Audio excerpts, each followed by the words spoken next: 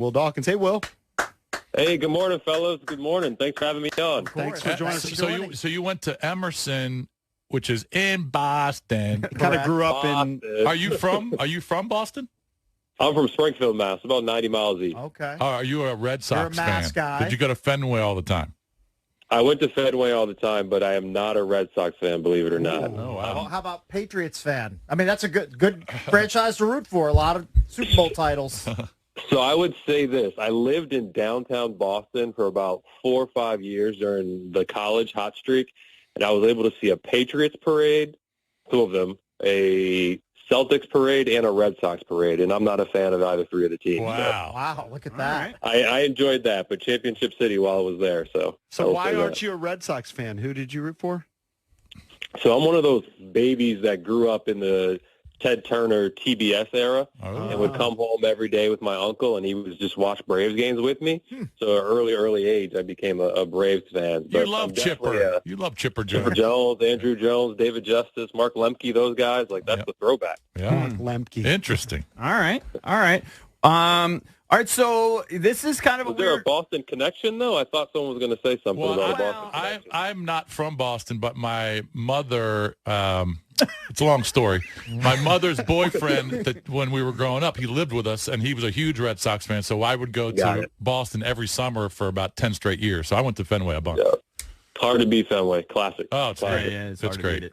All right, so it's kind of a weird era for us here as Wizards fans. A lot of them are clamoring for it and loving what you guys are doing, just kind of starting from scratch. Yeah, for what it's worth, the poll of the day is, do you like the direction of the team? And I want to say the last I checked, it was right around 90% do. Look at that, 90% approval rating. Yeah.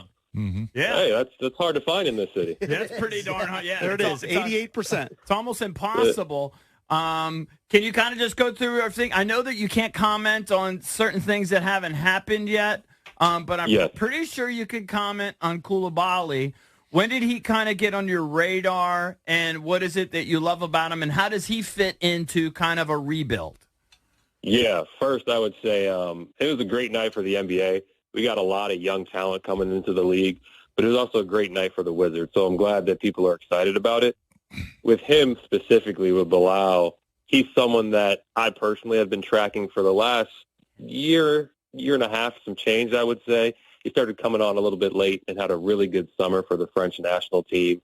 Was able to take some steps, playing for his under-21 Espoir team in the French Pro League. And from there, he just kind of kept watching him. The guy is someone we're excited to have in the pipeline because of the trajectory he's on. He's really just started really playing professional basketball, and every step he just keeps growing, keeps making strides. And starting off playing with guys his age, by the end of it, was playing in Pro A, starting in finals games, really competing and impacting winning on both sides of the ball. So for us, that was really, really interesting. I've seen him on tape a ton, but didn't get a chance to get over there and see him until right around early May. Got to see him practice, got to see him play, really got to see a feel for him. He obviously came here in Vegas early on in the season and played, but he didn't play too much. He played like the end of that second game. So it was more really getting to see him play then. So from the beginning of the summer to where he is now, it was a pretty impressive rise by him, but he put the work in, and hopefully he'll continue to do it. Will, I'm very happy to hear that you've been scouting Coulibaly for about a year and a half-ish. I've been scouting him for less than a week, but I love what I've seen so far. And I'm stealing this from David Aldridge's Twitter, @DavidAldridgeDC, and this jumped out at me. You apparently said about Coulibaly, he's in the 99th percentile at his position for height and length. And that's obviously not something that you teach or that you impart on somebody when they're brought into your building. That's just God-given ability for him, and now you just want to harness that as he makes his way to the NBA. Yeah, no, that obviously you put the whole perspective when you're trying to draft a player. We always look for long-term approaches, especially with someone like him, who's the 4th youngest player in the draft. You feel like you kind of have a ball of clay when you have those elite measurements where he's top percentile in height, length, explosiveness. All those things are off the chart. But when you look at his body type, you see a guy that hasn't had a chance to physically train yet either. So he's going to make huge strides in those areas, and he's already really, really high. But when you combine that with a passion, with a work ethic, and a guy that you see taking steps incrementally, that's when you kind of get excited about the 3, 4, 5, 6-year plan from now. But it's going to take a little patience. We're joined by Will Dawkins, Washington Wizards general manager, on the BetQL guest hotline. So at what point are you on the phone with the Pacers about trading for Coulibaly? Is that something that happens before the draft even starts? Like, are there initial discussions there, or is it once they're on the clock and he's still available? Can you take us through that? Yeah, good question. With any draft, you prepare weeks in advance. You start having conversations with teams. Once that lottery order is kind of formed, you got to feel for who's going where in terms of stylistically and what those teams like to do within the draft. You have that already studied. Then you get to know the players and try to do your best to gather some intelligence on who's going to go where. For us, Michael does a tremendous job of making sure we're organized, making sure we have a call sheet, and we're talking to teams on the regular. Once you get into the draft room, you're just picking up on conversations you had ahead of time. So there's times where things come up and they're last minute and you got to make a rush decision, but we've had conversations with teams in front of us, teams behind us, depending on if our player's still there, what would you look like. And then in the moment, you know, you might do it, you might not, but you at least know what you're looking for. Well, I was trying to figure this out. So we had Michael Winger, your boss, on the show a couple weeks ago, and he kind of said it was going to be a collaboration, but I'm wondering, so you guys introduced, you were introduced as the GM, and then you got Michael Winger, and then you got Travis Schlenk. So how does it come to that decision? Like, is Michael the one making the final decision on trades and personnel moves? How does it work? I think what Michael told you was probably the best way to answer that. It's a collaborative approach from all of us. Fortunately, I've been able to work with Michael in the past, and we have a good working relationship, and we just pick right up from that. But the responsibilities get divvied up based on kind of our strengths, and sometimes you lead the discussion, but it's never going to be an individual decision. So we'll all get in the room, we'll all talk about it, and then do whatever's best for the Wizards. I think is the best way to answer that question. I don't know. I assume you can answer this, and I'm just going to assume that Bilal was the guy that you guys targeted. You knew where you were going to be, and it seemed like if you looked at the mocks, it fell fairly, I guess, traditionally in the way people were kind of expecting. Can you give us, though, any other guys that you loved in this draft that you guys were considering? Let's just assume, and it doesn't even have to be true, but, you know, we don't want to say that Bilal was your number one guy, and you got your number one guy. But are there which other guys in this draft jumped out at you? Because I thought it was a good draft. Yeah, like I said at the beginning, it was one of the more deeper lottery drafts. I think this one had the high-end talent at the very, very top, as you could see. But the guys that kind of went after them on down from 4, 5, 6, 7, and even back to 10, 11, 12, those guys are going to be impactful players. Those guys are going to be starters in the league. And there's not a draft where you have that many projected starters, in my opinion, typically.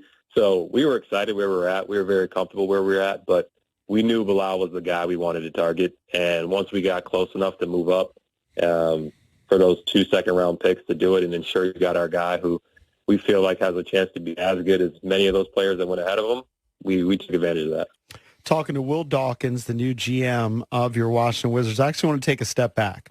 Because during the commercial break, Cakes and I were saying, you know what, if you just type up Will Dawkins like on Google, there's not a ton of information. How old are you? You're in your mid-30s, right? 37, turned 37. 37 years old, and he's the GM of the team. You graduated college from Emerson, and then you go right to Oklahoma City, right? And you start there as an intern. Did you even get paid as an intern? Oh, man, back then. So it actually was in Oklahoma City.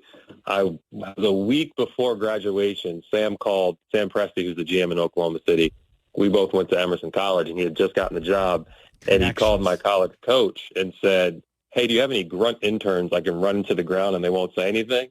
And fortunately, my coach volunteered me. So I went out in Seattle in the May of 2008 and interned there right before that draft where we drafted Russell. And 3 months later, we were moving to Oklahoma City. So, no, I wasn't paid, but I had nothing else going on at the time, and I was going to try to keep myself in the door. And fortunately, he kept me around. So it's very cool. So you play college basketball at Emerson. You go to Seattle, Oklahoma City, and then I was looking kind of, you rose through the ranks, right? And then on Wikipedia says you were the vice president of identification and intelligence. What does that mean for a professional basketball team? I have no idea what that is. I'm feeling that job title, Will. I feel like that title fits better in D.C. than it does in Oklahoma City. That's right. We definitely tried to do some things creative. We tried to be innovative in Oklahoma City. At the end of the day, I was our assistant GM, and I oversaw more of the basketball stuff. So identification part, VP of identification, is just identifying talent globally all over the world, and intelligence is making sure we have the information on them. So leading our scouting department and things of that nature. If you had to, pat, you can borrow this from one of the guys on the show. If you had to give yourself a pat on the back, what's like the feather in your cap during your OKC days? Who'd you identify that you're most proud of? I love Josh Giddey, by the way. I think all of our young players is the second rebuild, or the second go of the second mountain. They like to call it in Oklahoma City. I had more of a hands-on in drafting them. The guys that kind of got us to the first mountain, to the 4 out of 6 Western Conference Finals. I was in more of a development mode. I was on the court with some of those guys, and then helping draft the guys around them moving forward that kind of helped us in reshaping the team. And the thing in Oklahoma City is we drafted well. We had to go through a couple of rebuilds, but we also had to sustain a team, and we sustained a team for a long time. Took some losses. Were able to add in free agency, add in trade. So I was able to have my fingerprints on a lot. But Sam Presti's the man. He listens to everyone in the room. Everyone has an opinion. And we get in the room and talk about it and do whatever we think is best. So I wouldn't say there's one thing that sticks out, but I was proud of a lot of the accomplishments we had as a group.